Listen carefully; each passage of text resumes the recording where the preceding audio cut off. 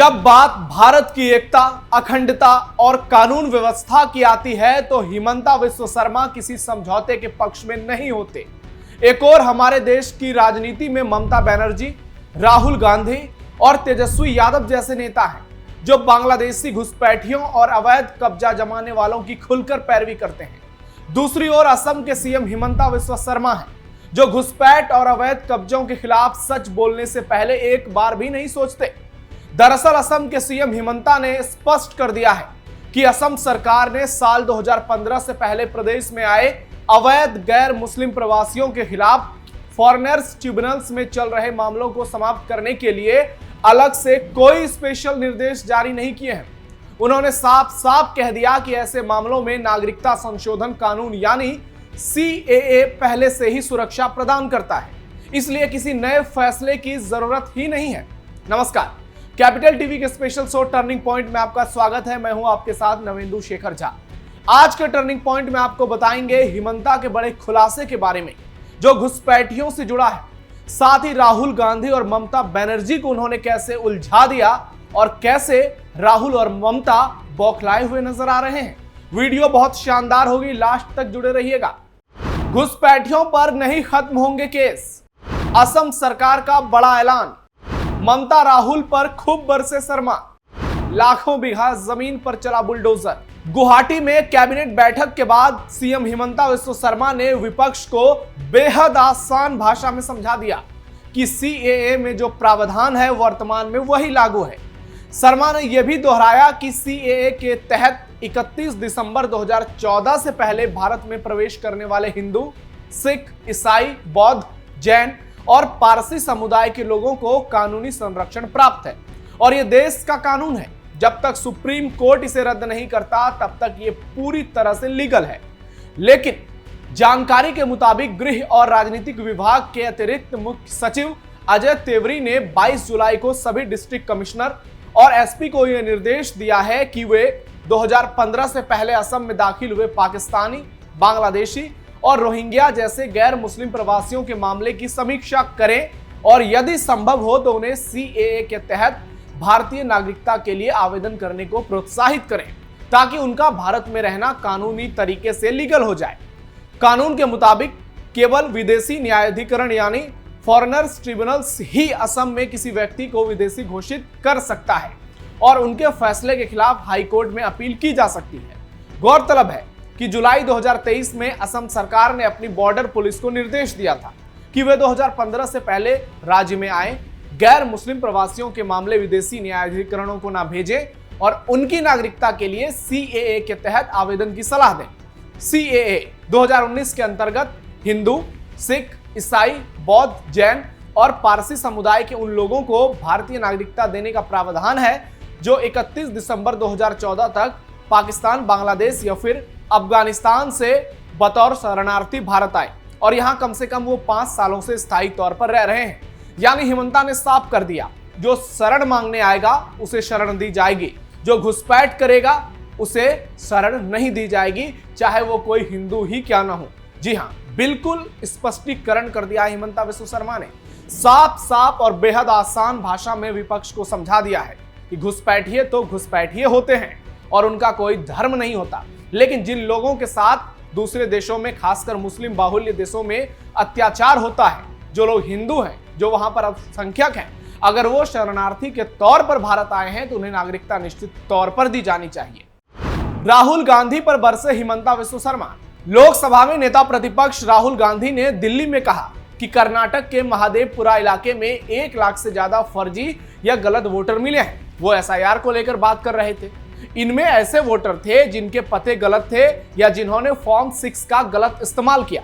इस पर असम के सीएम ने करारा पलटवार किया और उन्होंने राहुल गांधी को जवाब देते हुए कहा कि राहुल गांधी ने खुद मान लिया कि SIR होना चाहिए, वोटर्स के नाम के साथ आधार नंबर भी जुड़ा होना चाहिए। उन्होंने कुछ उत्तर भारतीय नामों का जिक्र किया। असम की वोटर लिस्ट में कई बांग्लादेशियों के नाम हैं। यही नाम हमें बारपेटा, गुवाहाटी, केरल और दिल्ली में भी मिलते हैं। ये एक तरह की बीमारी है, इसलिए बिहार में भी SIR हो रही है। सीएम ने यह भी कहा कि असम में वोटर लिस्ट में कई मरे हुए लोगों के नाम अभी तक दर्ज हैं। इसलिए एसआईआर होना बेहद जरूरी है। आपको बता दें कि अगले साल असम में चुनाव होने हैं, विधानसभा चुनाव बंगाल में भी होने हैं और बिहार में जिस तरह से वोटर लिस्ट रिवीजन हुआ है, अब चुनाव आयोग पूरे देश में इसी तर्ज पर वोटर लिस्ट रिवीजन करने वाला है। सीएम हिमंता की असम की जनता से बड़ी अपील। आपको बता दें कि सीएम हिमंता ने इसी सप्ताह कहा था कि बेदखल किए गए लोगों को शरण नहीं देनी चाहिए, क्योंकि अगर ऐसा हुआ तो जो स्थिति अब थोड़ी सुधरी है वो फिर से खराब हो जाएगी। उन्होंने कहा कि अगर जनता साथ देती रही तो सरकार की अतिक्रमण हटाने की मुहिम आगे भी जारी रहेगी। जब उनसे पूछा गया जो लोग बेदखल किए गए हैं वे राज्य के किसी और हिस्से में जाकर बस सकते हैं, तो शर्मा ने सीधा कहा, हमारे लोग अब जागरूक हो गए हैं, मुझे लगता है कि वे ज्यादा सहयोग करेंगे और जो लोग अतिक्रमण कर यहाँ बसे हैं उन्हें वहीं लौट जाना चाहिए जहां से वे आए हैं। सरकार को इस पर कोई आपत्ति नहीं है। वहीं सीएम ने लोगों से अपील की कि वो बेदखल किए गए लोगों की कोई मदद ना करें। अगर हम उन्हें शरण देंगे तो हमारी जो स्थिति अब थोड़ी बेहतर हुई है वो फिर से बदतर हो जाएगी। उन्होंने जानकारी दी कि अभी भी असम में लगभग 29 लाख बीघा यानी 9.5 लाख एकड़ से अधिक जमीन पर घुसपैठियों का अतिक्रमण है।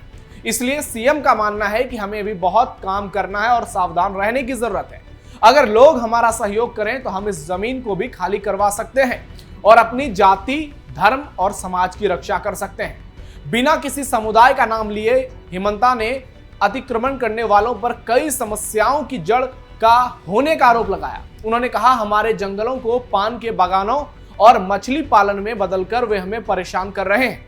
लव जिहाद कौन कर रहा है? जमीन जिहाद किसने किया? ये सब हमारे साथ हो रहा है। रोना तो हमें चाहिए, लेकिन आंसू वे बहा रहे हैं। आंसू उनके समर्थक बहा रहे हैं। ममता बनर्जी, राहुल गांधी जैसे नेता बहा रहे हैं और बिहार में तेजस्वी।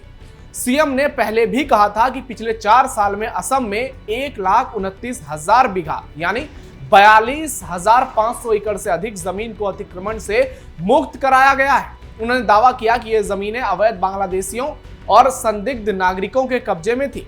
उन्होंने ये भी दोहराया कि गांव की चरागाह जमीन, पेशेवर चरागाह जमीन, 17 नामघर, जंगल और अन्य सार्वजनिक स्थलों से अतिक्रमण को धीरे धीरे हटाया जाएगा।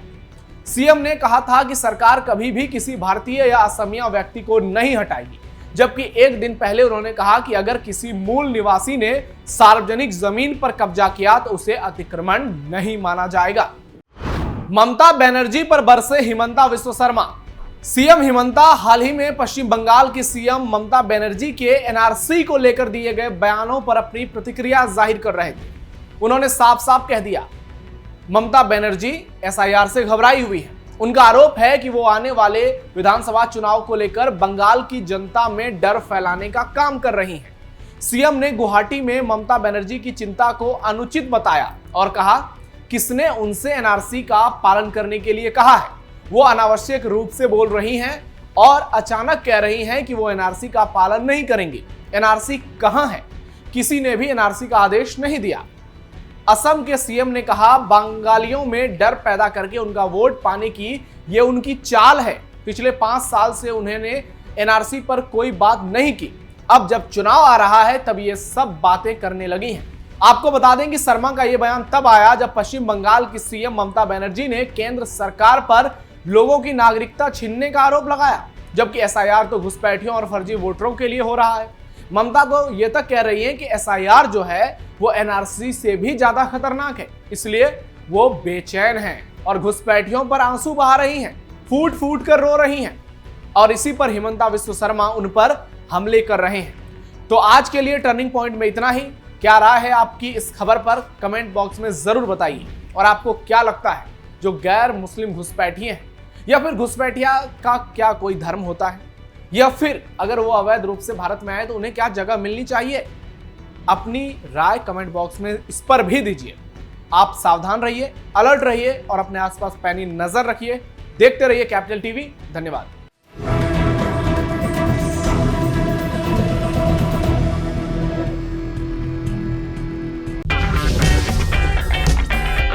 अगर आपको हमारा वीडियो पसंद आया हो तो इसे लाइक करें, हमारे चैनल को सब्सक्राइब करें और हाँ, बेल आइकन दबाना ना भूलें ताकि आप तक हमारे वीडियो की नोटिफिकेशन पहुंचती रहे। आप अपना सुझाव हमें कमेंट बॉक्स में दे सकते हैं। हमारे साथ जुड़ने के लिए शुक्रिया।